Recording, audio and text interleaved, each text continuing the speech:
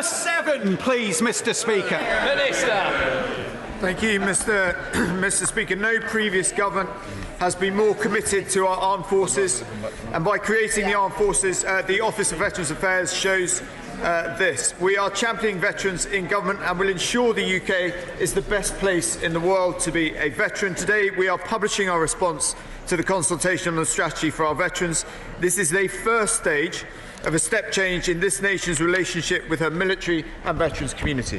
Mr. Speaker, as a Royal Air Force veteran and as President of the Royal Air Force Association in Huddersfield, I'm absolutely delighted the government is cracking on in delivering the Veterans Rail Card, leaving more money in the pockets of those who have made a unique commitment to our country. Can the Minister confirm details of when the Veterans Rail Card will be available and confirm that reduced discount rail travel will also be available to veterans' families? Minister. Firstly, can I thank my honourable friend for all the support he gives to veterans in this House. The Veterans Rail Card will be available by Armistice Day this year, and that support will extend to families to take the advantages of discounted travel as well. Liz Twist. Question 8, Mr. Speaker. Minister. Thank you, Mr. Speaker. As we set out in our manifesto, the government will ensure we have updated and equal parliamentary boundaries, making sure every vote has equal value. We do continue to monitor closely the current legal proceedings in relation to the Boundary Commission for Northern Ireland's final report. The final reports of the 4 boundary commissions in the 18 boundary review were submitted to the government and laid before Parliament in September 2018, and we will provide further details in due course. Liz Twist. Can the Minister tell us whether the government intends to legislate for the proposals in the previous review, or will they be conducting a new review with new parameters? Very good question. Mr. Speaker, as I gave in my update, we will be bringing forward details in due course, and I can assure her those will follow our manifesto commitment for equal boundaries and equal value of votes. I sincerely hope her party believes in the same thing. Couple of questions. Margaret Furry. Question 1, Mr. Speaker. Mr. Speaker, the year 2020 will be one of growth and opportunity for our entire United Kingdom. The year has started positively with the restoration of devolved government in Northern Ireland, and I'd like to pay particular tribute to all the parties involved. The Prime Minister has also, I'm delighted to say, ruled out a divisive rerun of the Scottish independence referendum. And he's encouraged our colleagues in the Scottish Government to concentrate on the day job and to ensure that they improve health and education for the citizens of Scotland. I'm glad that the political division and uncertainty that a referendum would cause have been ruled out, and I look forward to meeting ministers from devolved administrations in Cardiff next week to see how we can work together in the interests of all. Margaret Furry. Can the Minister for the Cabinet Office take the necessary steps to confirm Heather Anderson as the new MEP for Scotland following the election of my honourable friend for Stirling to this House? And can he confirm the UK Government will not allow the voters of Scotland to be underrepresented in their European Parliament when it votes on the withdrawal agreement they have overwhelmingly rejected? Well, the Honourable Lady makes a fair point, and it gives me an opportunity to congratulate the new member for Stirling who served with distinction in the European Parliament, and we will of course do everything we can to ensure appropriate representation for every part of the United Kingdom for the remaining 10 days of our membership. Would my right honourable friend set out for the benefit of the House the work being done across government and coordinated by his department to ensure farming communities like mine in North Devon climb, soar and succeed as a result of Brexit?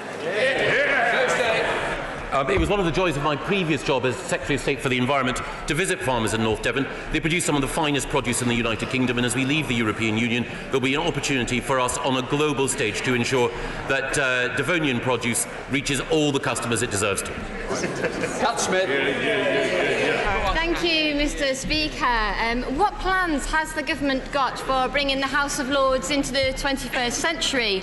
And if, Mr. Speaker, as I suspect the answer is none, can I remind the Chancellor for the Duchy of Lancaster that it was the House of Lancaster which won the Wars of the Roses, and suggest, if they are looking to relocate their lordships, that we have a fine medieval castle in the city of Lancaster that's recently been vacated by the Ministry of Justice. Secretary of State. I yield to no one in my admiration for the Duchy of Lancaster, and I recognise that as government decides where agencies, both of government and of Parliament, should go, we should think fondly both of the North West and of Yorkshire and of the North East. But I cannot help saying to the Honourable Lady that when she talks about fratricidal conflict in medieval times, when people are putting each other to the sword, she reminds me of nothing so much as the deputy leadership contest of the Labour Party. Giles Watling. Thank you, Mr. Speaker, and may I say how lovely it is to see you in your place. The government's aim of creating a level economic playing field between the North and the South is laudable and much needed. But can the Minister assure me that in the rush to create this much needed equality, we don't overlook deprived coastal areas in the South, such as some in the Clacton constituency, which have been so often overlooked in the past? Minister Barrett. Thank you, Mr. Speaker. Well, the reason in just 10 days' time that we on this side of the House are getting Brexit done is so we can drive growth across our United Kingdom, from Clacton to Caithness, from Holyhead to Hull. We will be investing millions of pounds in communities, not least £2.5 million in the coastal community of Clackers. Deirdre Brock. Thank you, Mr. Speaker. I wonder whether the Chancellor of the Duchy of Lancaster shares my concerns over the lack of transparency in campaigns and rumours of wrongdoing in previous campaigns. Will he be responding to the recommendations of our APPG on electoral campaigning transparency, which include regulating the ability of campaigns to target voters on personal data and streamlining national versus local spending in a per-seat cap on total spending? Minister. Mr. Speaker, I thank her for that question. I will be taking a look at that report and I'm happy to talk to her further. Jack Barrington. Thank you, Mr. Speaker. As office costs are substantially cheaper in Stoke-on-Trent than London, and being only an hour and a half on the train, does my right honourable friend agree we would be the perfect place for the relocation of civil servants? Minister. First, can I thank my honourable friend for being such a passionate and effective advocate for the city of Stoke-on-Trent. And I also welcome colleagues from Stoke-on-Trent North and Stoke-on-Trent Central who have joined him on these benches. The government has made it clear that the civil service needs to be less London-centric if it is to attract the best talent and do the best possible job. The Cabinet Office has established the Places for Growth programme to drive the necessary planning and preparation within departments to relocate roles, including senior grades, out of London and into the regions in all parts of the United Kingdom. Bina Pongasari. Thank you, Mr. Speaker. Congratulations again. More than 1,000 voters have lost their chance to have their say in local elections because of identification requirements highlighted over the last 2 years. This figure is 30 times higher than the total number of allegations made regarding polling station fraud for the whole of England for 2018 and 2019. Does the Minister agree with Professor Toby James from the University of East Anglia that there is no evidence to justify the introduction of voter ID requirements? And I'm saying this because earlier you said we must trust voters when they make their decision. Minister. Mr. Speaker, can I first of all welcome the Honourable Lady to her seat? On this question, Mr. Speaker, the evidence is on our side. The experience is on our side from pilots and Northern Ireland, and what's more, the British people are on our side, as this was a core part of our manifesto. The Labour Party needs to ask why it is not on the right side of this question. Prime Minister's questions, Bin Mapalomi. Question number 1, Mr. Speaker. Prime Minister. Thank you, Mr. Speaker. This morning I had meetings with ministerial colleagues and others. In addition to my duties in this House, I shall have further such meetings later today. Thank you, Mr. Speaker. I welcome an announcement from the government this week that tougher sentences, an end to early release, and a complete review of the management of convicted terrorists are among a range of measures designed to strengthen this country's response to terrorism. A promise made by this Prime Minister and a promise delivered.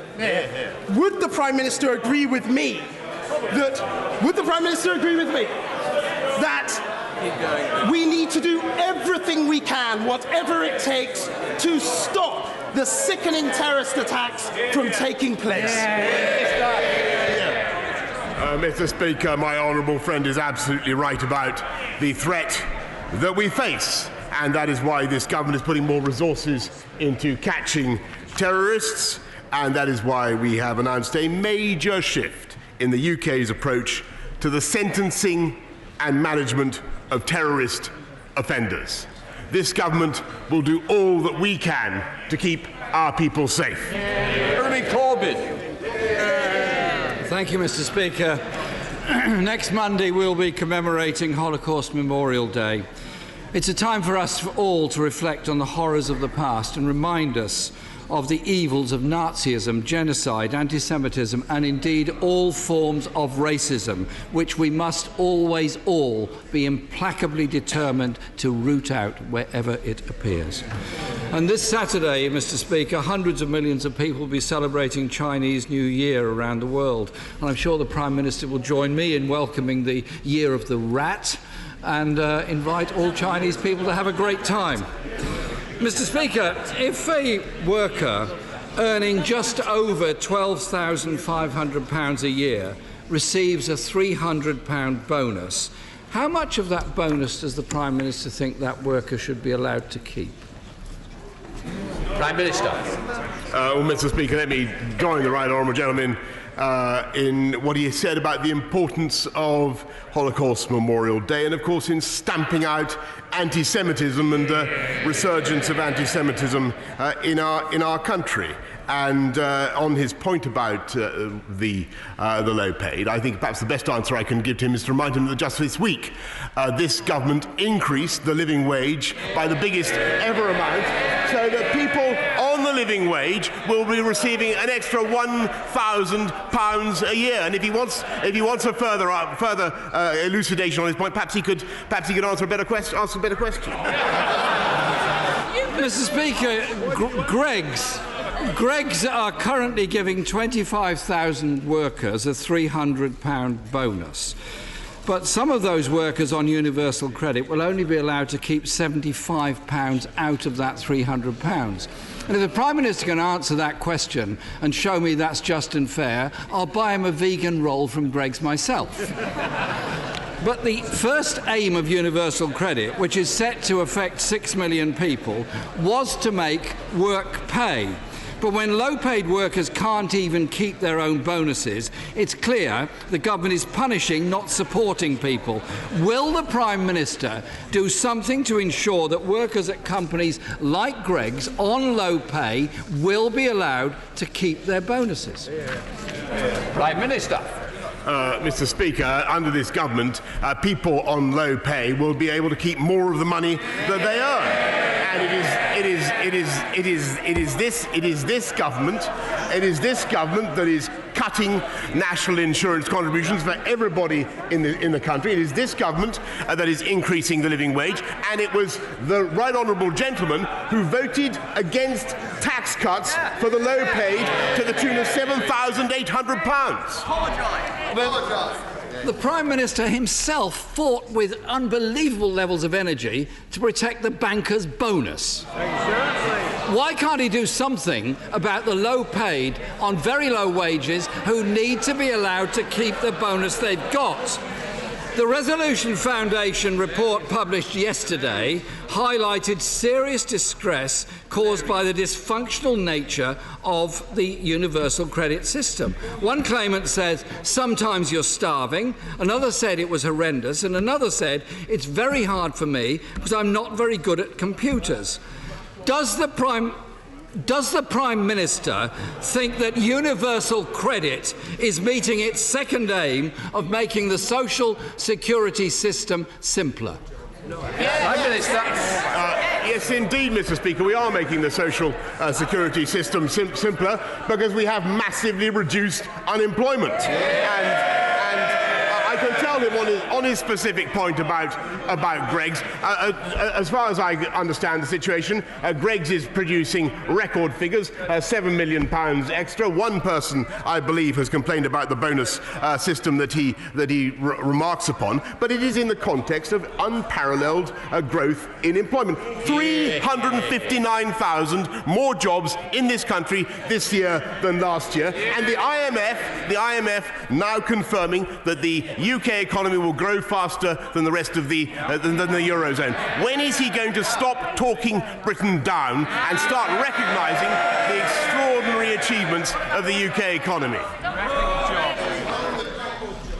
The real issue is, Mr. Speaker, that many people in work are also in poverty and have to access universal credit. Almost 1 million on 0 hours contracts, and actually more people rough sleeping than ever before. Those are the issues that ought to be concerning the Prime Minister. The third aim of universal credit, it was claimed, was to reduce poverty, but we know it's having the opposite effect. Under this government, 65 million meals were handed out by the Trussell food banks over the last 5 years. The 5-week delay for new claimants is leaving people without enough money to cover basic needs. Why isn't the Prime Minister taking action to end this punitive and vicious 5-week wait for benefits? Prime Minister. Mr. Speaker, universal credit has in fact succeeded in getting 200,000 people into jobs, and contrary to what he says, the number of people in poverty has diminished by 400,000 under this government. Contrary to what he says, wages have been increasing solidly for the last 22 months, and Labour is supposed to have had a period of reflection, Mr. Speaker, since the last election. They're supposed to have been reflecting on the results of the last general election. They've decided, as far as I understand it, that what they want is even more Corbynism, Mr. Speaker. A four-day week, increases in taxes on working people, uncontrolled immigration from everywhere. I refer the right honourable gentleman to the answer the British people gave to him 4 weeks ago. Wouldn't it be truly wonderful if the Prime Minister answered a question about universal credit? He's dodged every question on it. The reality is that about half of the people going on to universal credit are worse off as a result of it. And the same is true of the very cruel and callous 2-child limit under universal credit, which caps benefits for larger families. There are 500,000 more children living in poverty than there were in 2010, and the number of children in deprivation has soared in the last few years. Why won't the Prime Minister just have the guts to admit that there is a link between poverty and the 2-child limit? Mr. Speaker, the right honourable gentleman can't accuse me of failing to answer the question when I answered the question very clearly a couple of times. There are 400,000 fewer people in poverty. There's been a reduction, substantial reduction in child poverty. He doesn't like the answers. The reality is that there is a massive increase in employment. There is growth in this economy. And let me tell you, Mr. Speaker, I really think that it is time the Labour Party changed their tune. I've got some good news. I've got some good news for the leader of the Labour Party. He was voted by Labour members as the most popular Labour leader since records began. I want him to know that those sentiments are warmly shared by many on this side of the House. Mr. Speaker, the Labour Party will never abandon the poor of this country. Levels of child poverty are a national scandal. The Prime Minister seems unable, incapable or unwilling to answer that question. Universal credit had 3 aims. It was meant to make work pay. Low-paid workers are not allowed to even keep their bonuses. It was meant to be simple, but has created mind-numbing complexity. It was meant to reduce poverty. It's driving people to food banks. As we've seen today, the Prime Minister isn't able to answer questions on it. The fact is, this government has baked in austerity for tens of millions of people. When will he finally accept that the universal credit system is broken, is damaging, is dangerous to people's living standards, and it should go? Prime Minister. That must look good in the mirror. Mr. Speaker, the right honourable gentleman wants to do nothing else except keep people in the welfare trap. Stop helping people out of welfare and into work, and I think actually he should pay tribute to all the people who by their hard work have found fantastic jobs over the last year, and he should pay tribute to the growth in employment in the UK economy. And quite frankly, Mr. Speaker, it is this government that is getting on with delivering on the priorities of the British people. 40 new hospitals, 50,000 more nurses, 20,000 more police officers, Mr. Speaker, and all the Labour Party is still split from top to toe, Mr. Speaker, about whether to stay in the EU or to remain run by the EU. They still can't make up their mind. He still can't make up his mind. We deliver on the people's priorities.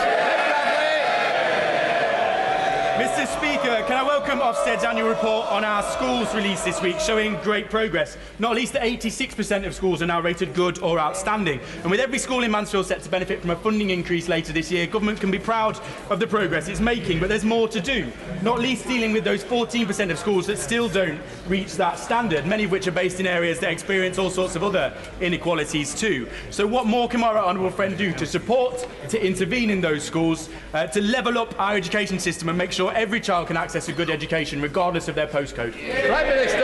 Well, I congratulate my honourable friend on the passion he brings to this debate and to this subject, and he is entirely right. And he should look at Ofsted's most recent report, which shows that standards about the kids he and I care about are rising. 86% of schools now rated good and outstanding. Of course, there is more to do. That's why we're investing 40 billion more. But I compare the performance. I must say I'm regretfully obliged to compare the performance of those schools that my honourable friend draws attention to with the scores in Scotland, where through no fault of the pupils' performance in maths and science are at a record low. And perhaps the honourable gentleman who's about to rise to his feet like a rocketing pheasant will explain why his party is still so obsessed with breaking up our union rather than delivering for the children and the pupils of Scotland. Ian Blackfoot.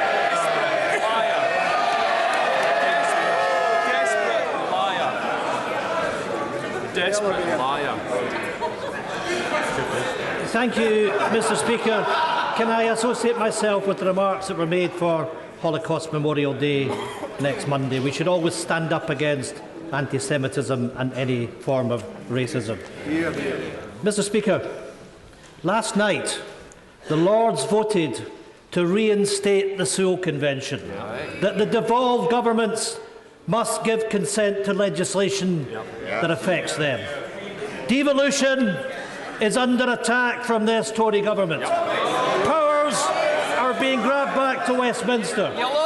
There is no respect for the people of Scotland, for Wales and Northern Ireland, their governments or their decisions. Yesterday, the Welsh Assembly became the third devolved Parliament to refuse consent for the Tory Brexit bill. Absolutely. Why is the UK government ignoring the principle of consent for our national government? Mr. Speaker, the right honourable gentleman knows full well that it is no part or implication of the Sewell Convention to break up the oldest and most successful political union in the world. Mr. Speaker, that the Prime Minister ignores the Smith Commission, that recognises it's up to the people of Scotland to determine their future. Mr. Speaker, the Prime Minister just doesn't get it. This is an unprecedented attack. Scotland said no, and we meant it. Not only does the Prime Minister not have a legislative mandate for his bill, he doesn't. As the benches opposite Bray, it's clear that this place simply doesn't accept the reality that the Scottish Parliament speaks for the people of Scotland. The devolution settlement must be respected. Prime Minister, all three devolved parliaments and even the House of Lords have called on you to end your government's attack on devolution. Will the Prime Minister stop the attack on our Parliament? Minister. Mr. Speaker, I agreed for a second with the right honourable gentleman because he said Scotland said no and they meant it, and he was right. They said the people of Scotland said no to independence in 2014, and they meant it, and they meant it because they were told it was a once in a both by Alex Salmond and his protege Nicola Sturgeon. They were told it was and indeed by the right honourable gentleman, they were told it was a once in a generation event. And the people of Scotland did it because they know full well that £9 billion net come from the UK to Scotland. 60% of Scotland's trade is with the rest of the UK, and they know they can see the vast investments in manufacturing that come from the UK to Scotland, whether it's in Rosyth, £1.5 billion in building fantastic ships in Rosyth, or at Govan, fantastic investments in manufacturing. We support manufacturing in Scotland. They support nothing except manufacturing grievances, and they know it. Margie's word. After being inundated with complaints from the people of Dewsbury and Mirfield, would the Prime Minister agree with me that the Northern Rail Service is no longer fit for purpose? Mr. Speaker, I can confirm with my honourable friend that we have indeed started a process that could indeed either result in stripping Northern Rail of its franchise, or issuing them with a very different form of contract. Thank you, Mr. Speaker. Both myself and indeed the Northern Powerhouse Minister are concerned that power cables over the Tyne are a real barrier to businesses securing work for large renewable energy structures. Will the Prime Minister, through his good offices, undertake to support the National Grid's energy transmissions bid to Ofgem for permanent removal of the cables and to unlock the potential of the Tyne? Prime Minister. Mr. Speaker, she's absolutely right to raise this issue with me. Of course, it's right that these decisions are independently made by Ofgem, but I appreciate the problem that she raises, and we'll do whatever we can to ensure that it is sorted out as fast as possible. Sarah Dines. My right honourable friend will know that the quarries of the Peak District provide a huge proportion of the national building and mineral needs of this great nation.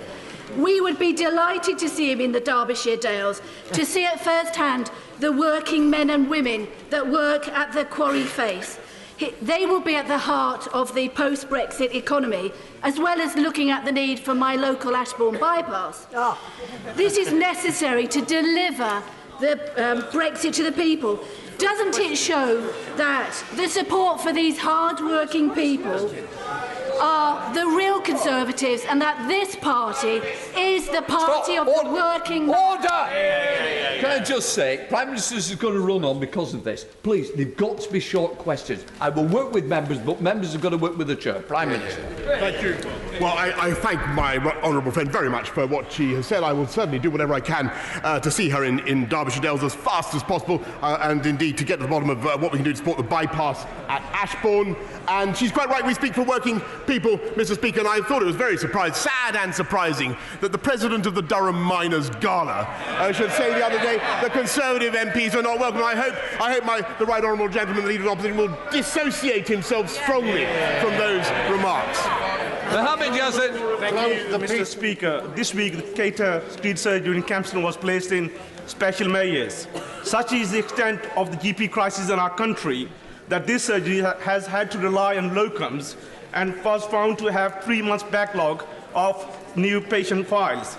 Will the Prime Minister increase the funding urgently for primary care services, so for 4,000 of my constituents who are patients at this surgery, for their safety, health and well-being? Mr. Speaker, the honourable gentleman raises an excellent point, and as he knows, we're not only hiring another 50,000 nurses, but 6,000 more GPs in order to deal with the very problem that he raises. Alex Chalk.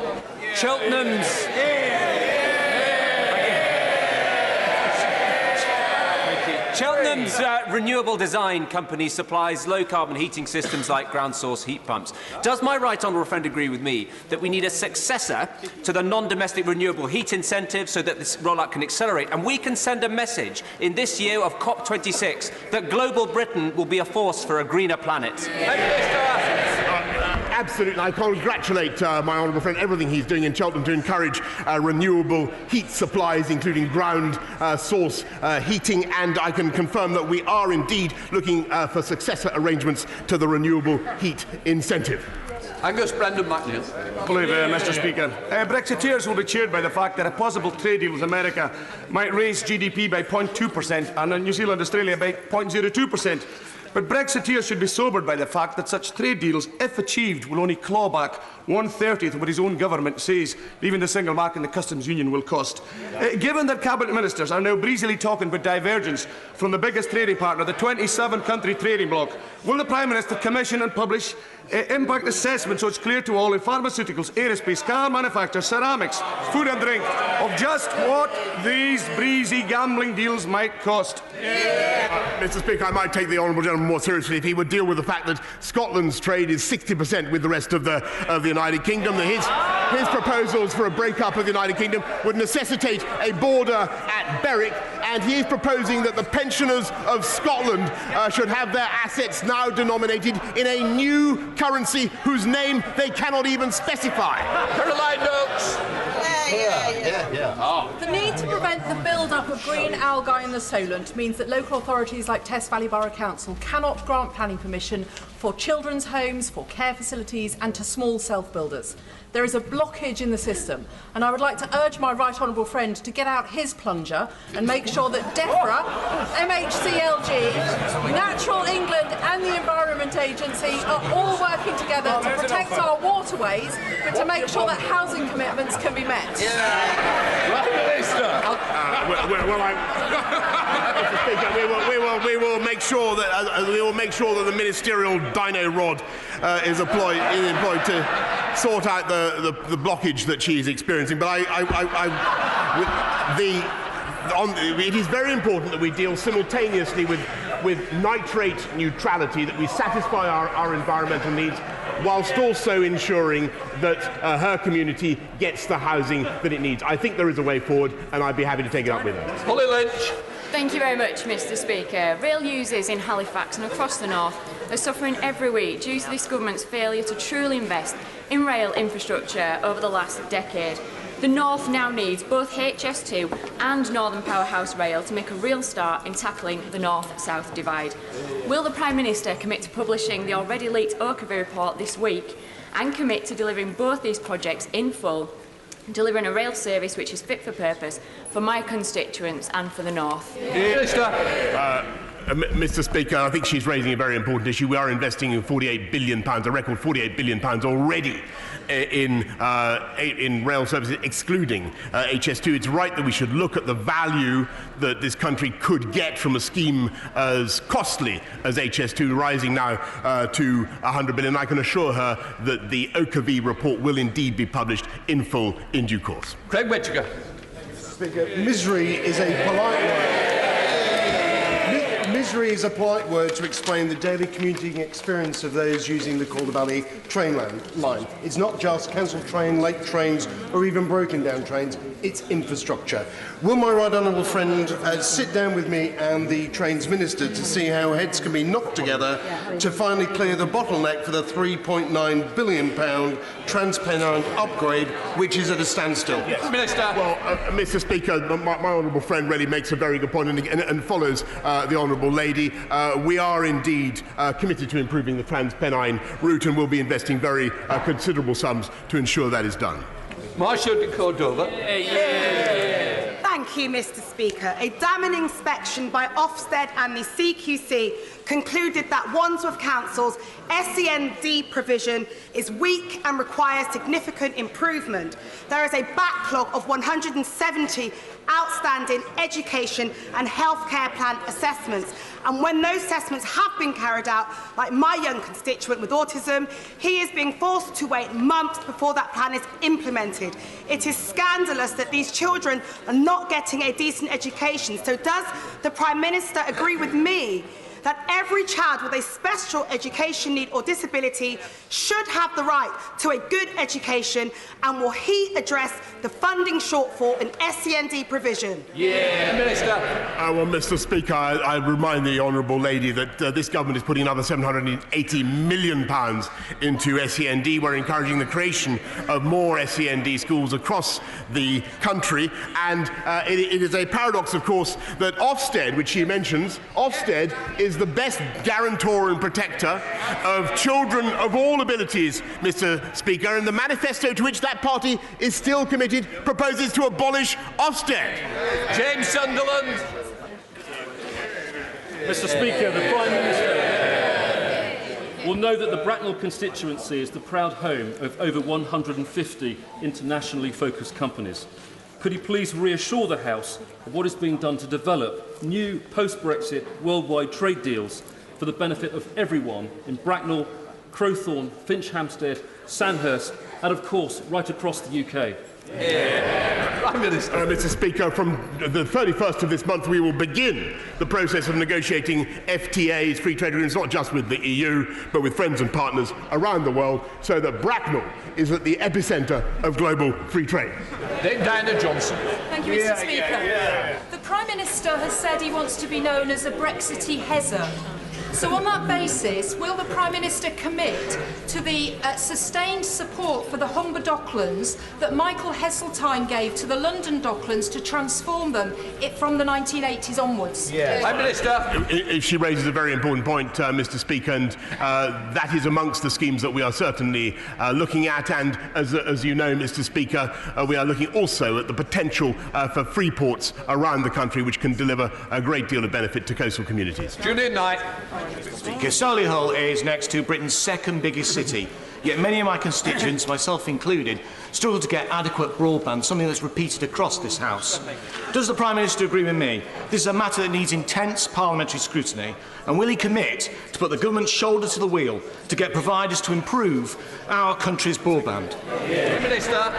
Well, Mr. Speaker, together with the Secretary of State for DCMS, I chaired a meeting only a couple of days ago with all the broadband providers, and it would be fair to say that we collectively wielded the knout over their heads, Mr. Speaker, because I agree with my honourable friend. We need to make progress. We will make progress. We will deliver gigabit broadband, £5 billion going to that programme over the next 5 years. Thanks, Cunningham. Thank you, Mr. Speaker. Last week, the Prime Minister didn't know anything about a plan to dump radioactive waste in my Stockton North constituency. But I hope he remembers when I told him a few weeks ago that men in his constituency live 14 years longer than in mine in my request for a new hospital. Just when is he going to end this scandal that means that Teesside men have the same life expectancy as those in Ethiopia and tackle the health inequalities in our area? Minister. Well, Mr. Speaker, I may say to the honourable gentleman, his point is absolutely valid, and the discrepancy in life expectancy in this country is a disgrace. But it is coming down, and it will come down. And life expectancy overall is at an all-time high. On the specific issue he raises about the disposal of nuclear waste, Mr. Speaker, I understand that my honourable friend, the Minister for the Environment, has written to the honourable gentleman about that issue. Amanda Soloway. Thank you, Mr. Speaker. You may have noticed, but it's been a long time since I was a teenager, and my memory has faded over the years. And yet I still remember the embarrassment and shame that I felt each month when I had my period. We couldn't afford sanitary products, and I was forced to use toilet paper or when we didn't have that newspaper. Would the Prime Minister agree with me and acknowledge the work of Amika George, founder of Free Periods Campaign Group, which means that no young woman of school age in this country should ever have to feel the shame I felt and remember all those years ago. Prime Minister. Well, Mr. Speaker, I congratulate my honourable friend on the campaign that she is waging on this issue, and I'm delighted to tell her that free period products are to be made available to all schools and colleges in England, so that we can ensure no young person's education is disrupted by their period. I'd like to pay particular tribute to the work of Amika George, who's done so much to bring about change. And I just remind the House that, of course, it's when we get Brexit done, which we will, and which they would still block, Mr. Speaker, that we'll be able to cut VAT on sanitary products and make period products cheaper for everybody in the country. Sir Geoffrey Donaldson. Mr. Speaker, as we approach the moment when we leave the European Union, the Prime Minister will be aware of concerns in Northern Ireland, and we welcome his assurance that there will continue to be unfettered access for Northern Ireland businesses to the UK single market. But does that commitment also apply to goods moving from Great Britain to Northern Ireland? Minister. Emphatically, Mr. Speaker, it does. We now come to the urgent question. Diane Abbott. I'll take them after the UQ. Diane, I'll stay in for your question. Well done on this.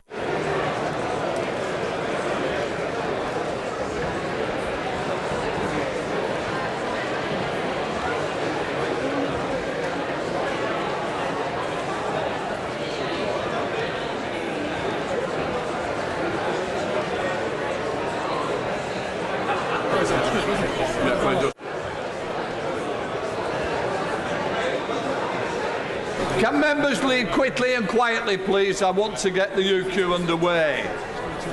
Can we all sit down? Diane Abbott. To ask the Secretary of State for the Home Department to make a statement on the Home Office's oversight of the police in their operation of the Prevent programme. Yes, that's good. Minister. Mr. Speaker, counter-terrorism policing in this country is operationally independent. Now, this is an important principle. The operational independence of our police from government is integral to our democracy. The Home Office does, however, carry oversight of the police on behalf of the Home Secretary, and we are clear that the right to peaceful protest is a cornerstone of our just society and an indispensable channel of political and social expression.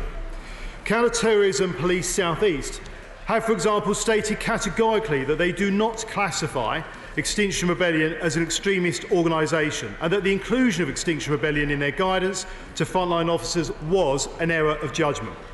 The police have recalled the guidance and are reviewing it. And I want to reiterate that Extinction Rebellion is in no way considered an extremist group under the 2015 definition of extremism, and the Home Secretary has been clear on this point. The police have also made clear that they regret any offence caused by the inclusion of the Ukrainian trizub symbol in their internal educational document. That document was produced to help frontline officers and staff recognise and understand the wide range of signs and symbols they may come across whilst on duty. As the police have said, it explicitly states that many of the symbols are not of counter-terrorism interest. Unfortunately, far-right groups